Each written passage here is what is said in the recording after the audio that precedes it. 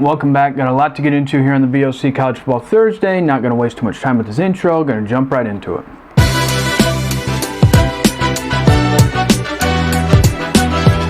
Like I said, there's a lot of shit that's happening and continuing to happen. I did the Notre Dame video yesterday. Job is now pretty much filled. Not official by the school. I'll talk about it later. But it's happening. Got to work out some things, figure some things out. It's just how Notre Dame works. But the first thing I want to talk about, last week I had the great opportunity of going to the Michigan-Ohio State game. One of the coolest things I've ever done in my life. And just to be in that atmosphere, I hate Michigan with every bone in my body. I root for Ohio State when they play Michigan. I don't really mind Ohio State like a lot of people. I don't care. Michigan's like the team I hate the most. But I just was like, man, this is going to be a great game to go to. Got invited by Jonathan. I figured I'll go. It'd be so cool. Biggest game of the year. It turned out to be the biggest game of the year. Michigan dominated them. I didn't foresee that happening. I thought Ohio State would win. I continued, during the game as we're sitting there, I kept looking at Jonathan. I'm like, dude, Ohio State's going to fucking just throw a 70-yarder one of these times. And I continued to wait for that to happen.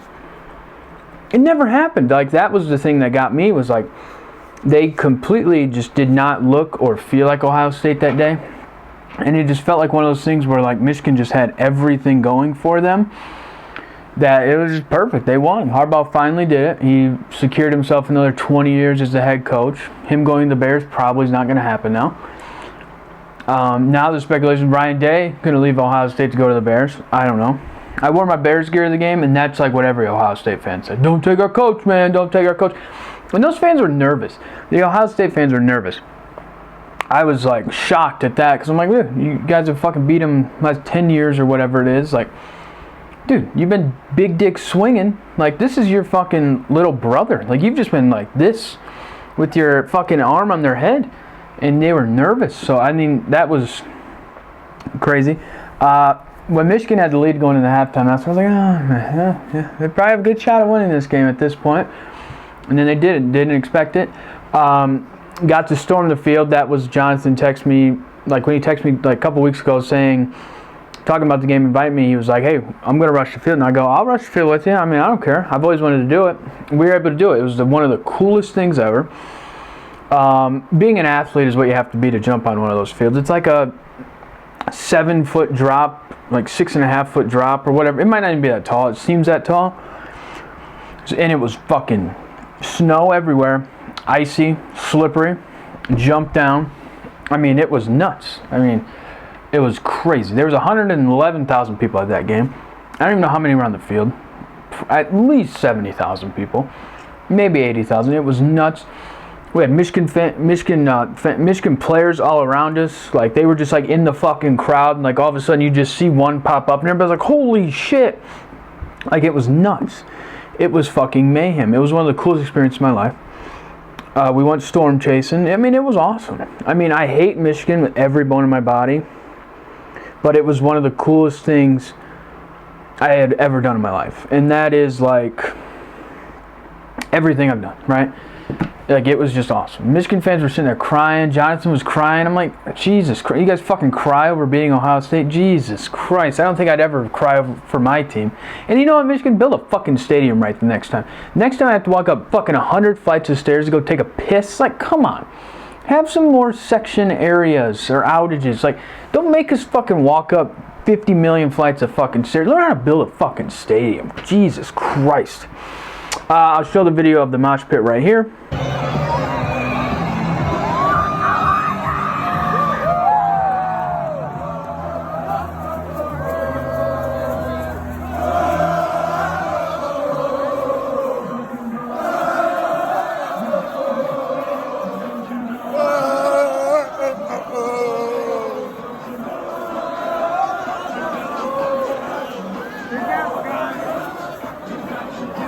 As you can tell, it was nuts, it was electric, it was pretty cool. Like I said, one of the coolest experiences of my life. Thanks again, Jonathan, for the invite. Thanks, Jimmy, for the tickets. It was awesome. It was awesome. I don't know how to say anything else. It was awesome. It was cool. I will admit, as much as I hate Michigan, it was a fun day, great game. It was awesome. I mean, it was cool. It was electric. And now Michigan's number 2 in the country. And playing the Big Ten Championship. Talk about that game later. Pretty much on their way to a playoff. I mean, wow. Wow. That's all I'll say. But it was fun. But now to not dwell in the past for the rest of the day. Alright, like I said yesterday in the video, I will talk about the Lincoln Riley thing now. Lincoln Riley to USC from Oklahoma. This was, to me, the more I've thought about it, and as I talk here, let me try and find Lincoln Riley's contract details. I was supposed to do that. I was doing some schoolwork before this.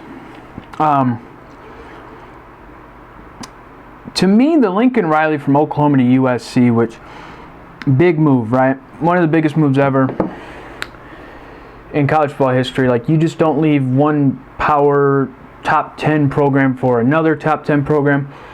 In my opinion, though, USC is the number 1 college football job. Them in Texas are 1A, 1B.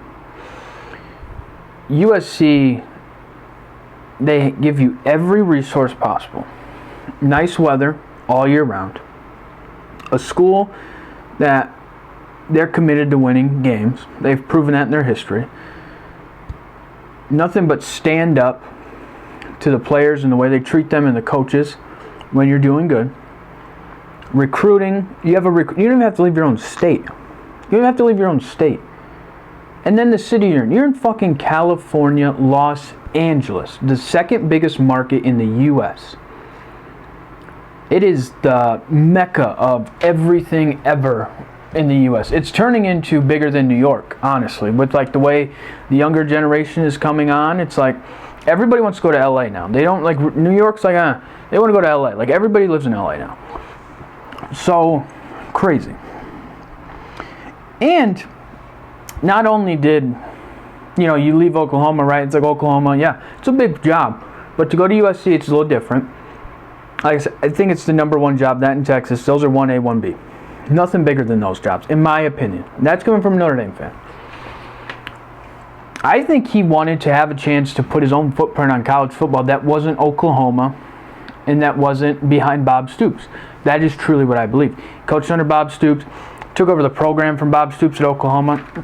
And I think even though he had Heisman Trophy winners and he's this great play caller, number 1 picks and great offensive mind and people respect him for that, you still have a shadow in Oklahoma. Is like, you're not as good as Bob Stoops. You never haven't won that national title yet. Like, you're not Bob Stoops.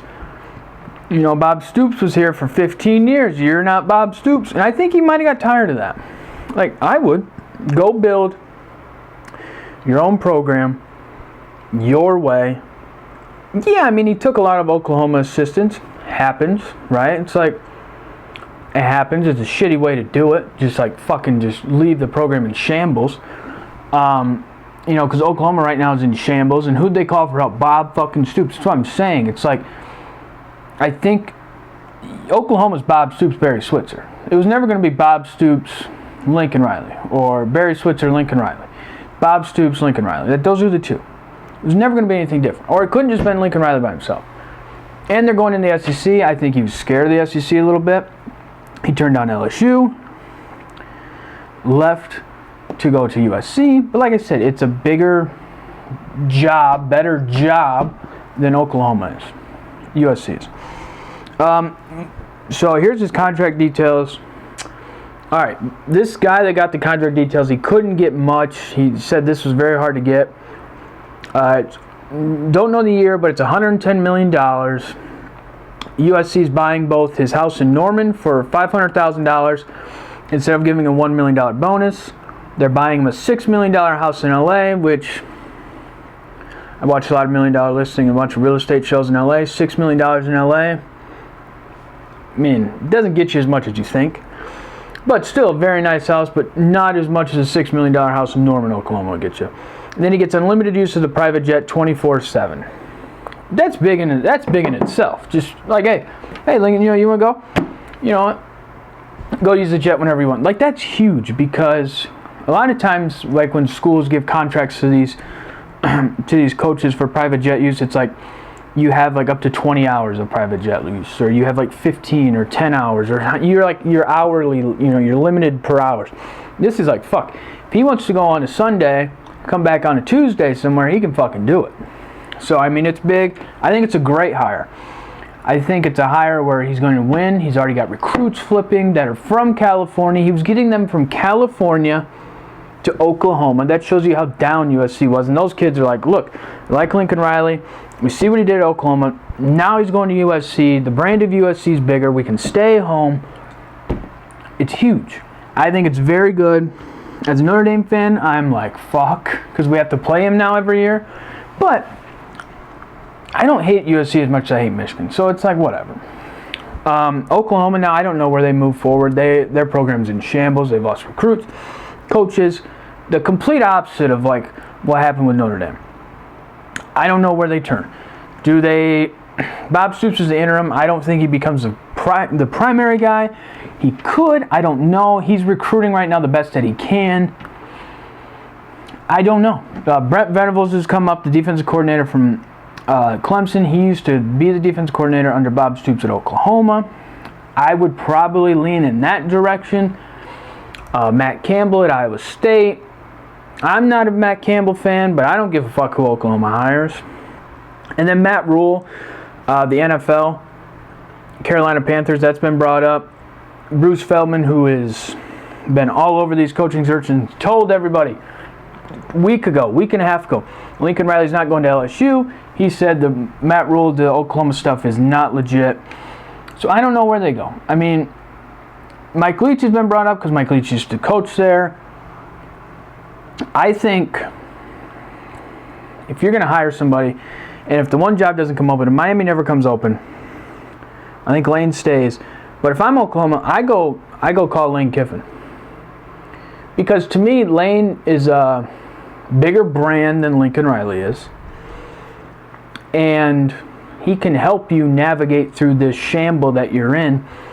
And he can get those kids, even though Lincoln's in California, he can still get some California kids to come to Oklahoma. That's who I would hire if I were them. Or Brett Venables. I'd go with Lane first and then see where it moves forward. But I don't know what they're going to do. I don't know who they're going to hire. I don't know what time period they're going to do it on. I have no clue. That's just who I would hire. Looks like they're going to go through this a little bit slower than Notre Dame did. Which, I mean, probably the way I would have did it. Or I would do it. But I get why Notre Dame did it the way they did, and I'll talk about that next. But Oklahomans looked at it and go, look, most of the recruits we had, they were here for Lincoln, not the school. So we're going to take our time. We're going to get somebody in there the right way. And we want the kids right now that are coming into this next class to come here for Oklahoma, not because of the coach. The flip side of Notre Dame was, and I think a lot of kids would have left, but a lot of the recruits for Notre Dame are staying compared to leaving because of Brian Kelly. I think the recruits looked at Notre Dame. A lot of recruits, when they go to Notre Dame, they go to Notre Dame because of Notre Dame. And then also Marcus Freeman, who is now going to get promoted as the next coach of Notre Dame. I love the hire. I made the video yesterday. Look, I said, if you're going to swing big, try it. Urban, Dabo. If that doesn't work, go Fickle or Freeman. And I think Notre Dame looked at it and goes, look, the committee basically told us if we don't have our coach, we're not getting in the playoff if anything happens. So we need to work fast to find a coach. We need to not end up like Oklahoma and fix recruiting if we let Freeman and Tommy Rees leave for LSU, because they were both offered the same positions, offense coordinator, defensive coordinator, at LSU under Brian Kelly. They looked at it as players, recruits, fans, alumni, everybody wants Marcus Freeman. He's going to be a good coach and a great coach. Why just not give him the job and risk losing him potentially at all by not promoting him? So I think that's what happened, and that's why I think he got the job. I think it's a great hire. Like I said, it's not official yet. The school's not officially. It's going to happen. When Tommy Rees last night came out and said he was staying, which that was one of the greatest videos I've ever seen in my life. It was like an early Christmas present. He said, I'm not fucking leaving. I believe we can win a fucking national title there. That was a jab at Brian Kelly. I think that this coaching staff banded together when Brian Kelly left. They weren't informed. They were recruiting in houses, had to find out on social media. After he talked to the players, he never even talked to them. Mind you, some of these guys he's worked with since the 90s at Grand Valley, and a lot of these guys have been with him on his staff. His core guys have been with him on staffs for over 20 years now. Going back to Central, Grand Valley. He didn't even talk to them. He just talked to the players about 3-4 minutes and then fucking left. And then tried to get them all to come down there. I think they were really pissed off at that. I think they looked at that and went, you know, fuck you, Brian. You're an asshole. We love this school. We love this university. We don't plan on leaving this school. And I think that's what happened. So I think when Swarbrick, he was supposed to go to the expansion playoff talks yesterday in Texas. He didn't. He stayed at Notre Dame all day and talked to Tommy Rees, Freeman. I think he talked to everybody on the staff. And the decision last night was made around, I think about 8:39 that Tommy Rees was staying. And then when that broke, the dominoes pretty much fell that Marcus Freeman's going to be the coach. And then majority of the coaches on the staff are staying, which is really good. I think it shows that how much they believe in Marcus Freeman and how much they believe in the growth of Notre Dame and what they can continue to do. The guy I was really surprised to say was Mike Elston. Mike Elston's been with Brian Kelly since Central. He was at Cincinnati. The entire time at Notre Dame, he's his right-hand man. When Brian Kelly did an interview for a press conference, Mike Elston was in the room with him. That was his right-hand man. Mike Elston is the defensive line coach and head recruiter.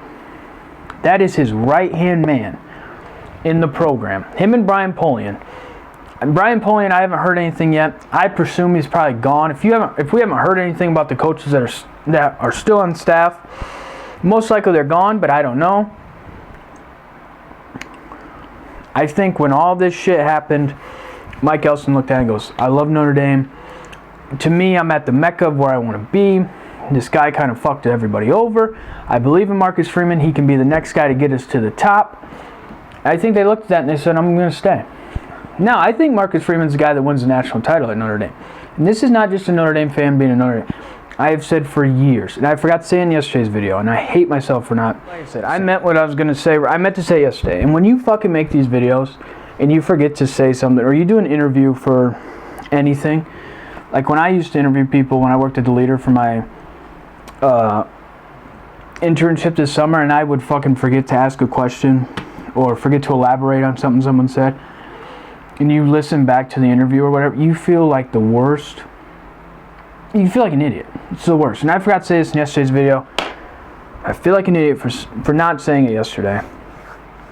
But I truly have always believed the last, I don't know, 5-10 years, it would be the next guy after Brian Kelly to win the national championship. I think that for Harbaugh at Michigan, I think it's the next guy. I think it's the guy after. Marcus Freeman's now that guy after. I truly believe he can win a national title.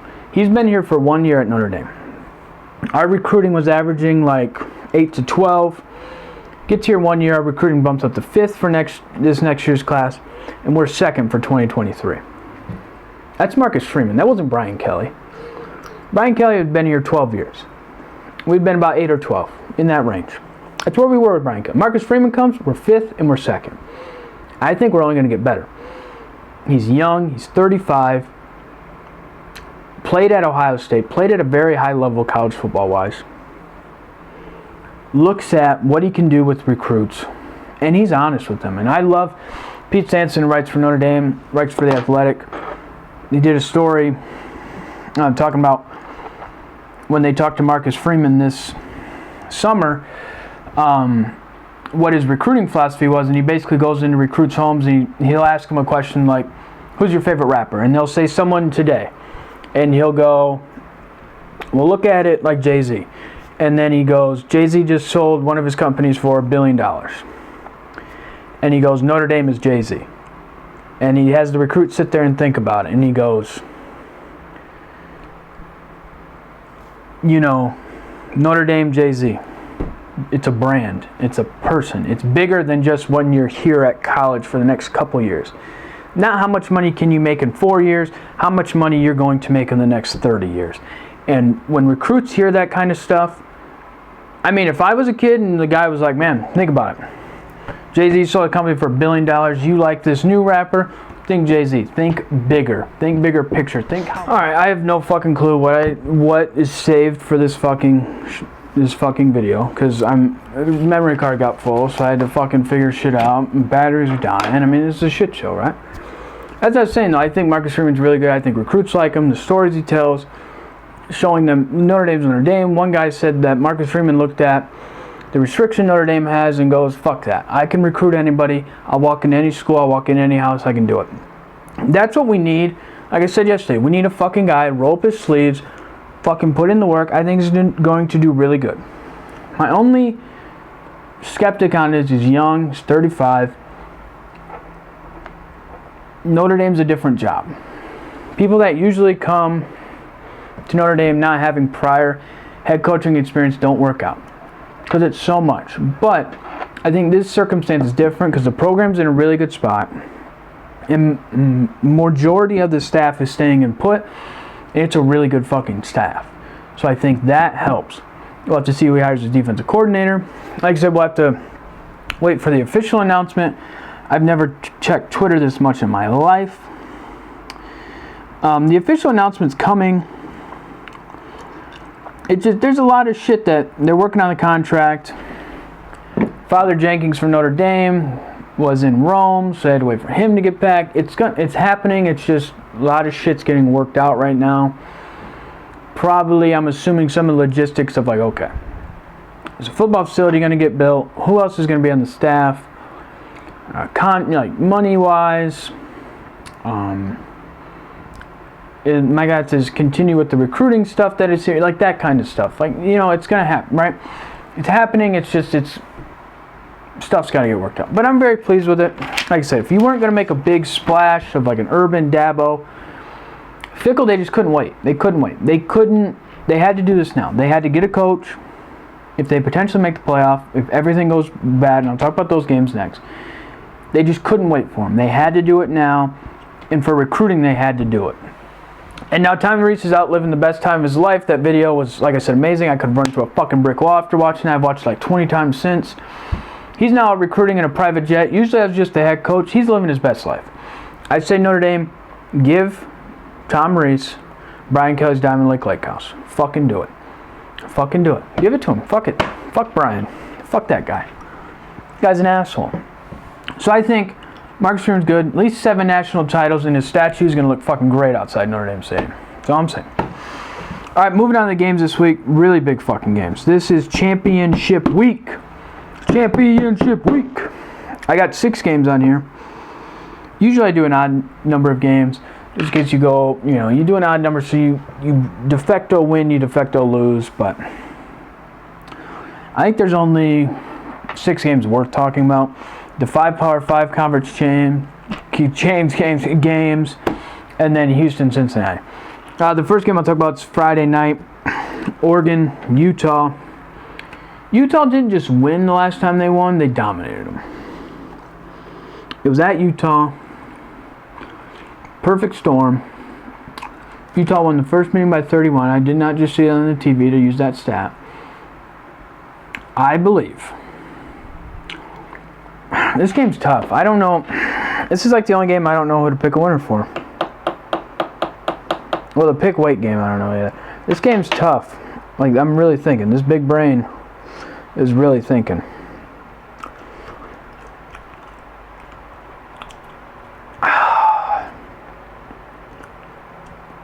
I'm going to go with Oregon. I think Oregon beats them this time. Instead of losing like they did last time, I think they beat them. I think they do. I think Utah can't beat them twice. That's what I'm going to go with. I think Oregon wins. Baylor, Oklahoma State. I think Oklahoma State wins. Oh, Utah's a 2.5-point favorite. Neutral field. Beat them bad last time. Makes sense. Oklahoma State, Baylor. Oklahoma State already beat Baylor. Oklahoma State's only loss is a 3-point loss to garbage Iowa State. Overrated Iowa State, whatever you want to call them. It was a terrible celebration call. Basically, it's an awesome game. They're a 5.5-point favorite. I think Oklahoma State wins. Potentially makes the playoffs. I'll talk about that after this. Like I said, there's so much shit going on right now. Yet these videos are long. I hate that, but what are you going to do? All right, Houston, 11-1. Number 21 in the country goes to I don't even know what the fucking game is. They play number 4 Cincinnati, who is 12-0. Cincinnati is a 10.5 point favorite. I think this game is close. I think we're going to look at this game and be like, whoa, Houston might be leading at halftime here. Like, whoa, something might fucking happen. I think Houston's very good. They lost their first game of the year and they've rattled off 11 wins. I think Cincinnati wins it, but I think it's close. Closer than I think people are looking at it as. You do not want to overlook this Houston team. They can fucking score. Do not overlook them. If you do, you're not being in the fucking playoff for Cincinnati. Number 15, Pitt, 10-2, 3-point favorite. They're playing number 16, Wake Forest, who's 10-2 as well. See, this game, I don't know who to pick.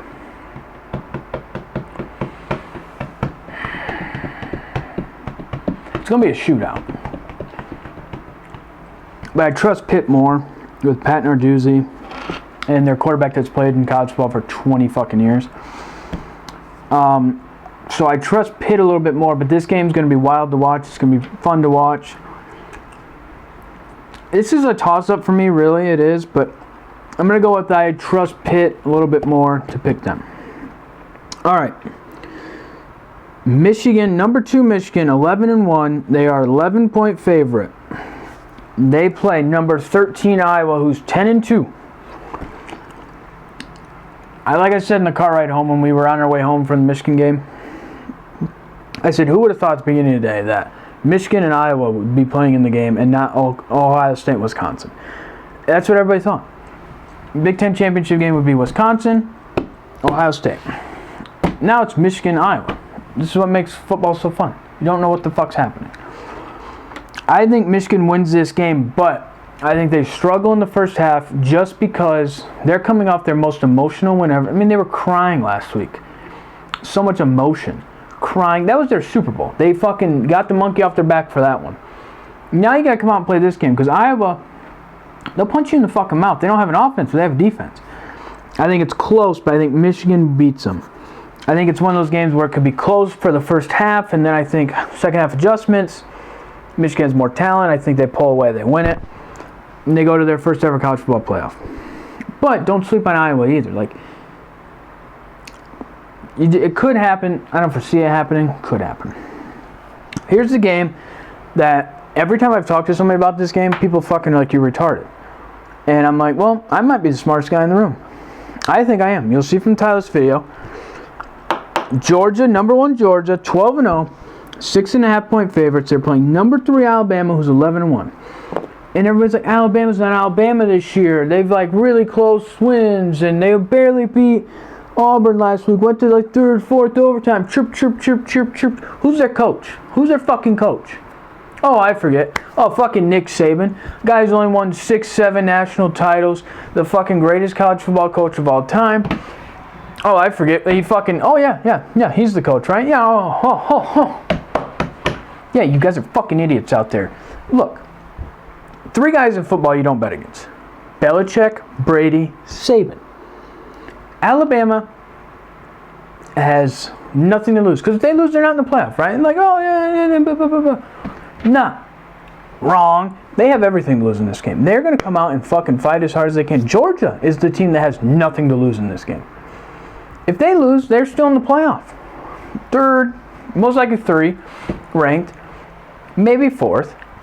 So it's one of those where it's like, Alabama's going to come out and fucking throw every fucking punch they have. They have the better quarterback. They have the better coach. The better track record. Saban versus Kirby. Kirby smart shits his pants like a little 5-year-old fucking kid. He's done some dumb shit every time he's played him. He's been leading multiple times against Saban, and he fucking loses it in the most improbable way ever. That's why I think Alabama wins. People are going to sit here and call me an idiot. I truly believe Alabama's going to win this football game. I just do. There's something. It's a gut fucking feeling, and I've had it for a long fucking time. A couple weeks now. I think Alabama wins this game. I think Georgia's been so dominant this year that people are just like looking at it like, whoa, I don't know. I don't trust Stetson Bennett as their quarterback. I think Bryce Young can fucking put up some plays, yards. And I don't trust Kirby against Saban. Like, I think that's the most overlooked fucking thing in this. I don't know, man. Like, I could look like the biggest idiot ever. But, man, you didn't see it. Like, Georgia's obviously the best team, and I do believe they're the best team, but not this week. I just think Alabama beats them. Look, everybody zigs, I zag. I do different. I think differently. This brain's different. I think Bama beats them. I just do. I don't know. I just do. Something. I don't know. Something. I think more people should think about it. I think it's too much one-sided. That's the problem I have with it. And 6.5, I get how dominant they've been. It's a lot of points. All right, so this is what I think the Final Four will be. That comes out Sunday. The true Final Four. I think with my predictions, the way I think it's going to be, Alabama will be number 1. They'll be 12-1.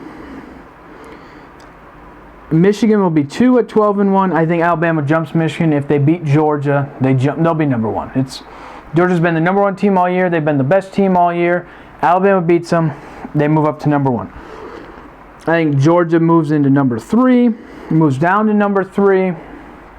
And I think Cincinnati gets in at 13-0. But if Cincinnati narrowly wins, it's a close game through and through, and Oklahoma State dominates Baylor, who is number 9, I could foresee Oklahoma State getting in the playoff. I could foresee it happening. I really could.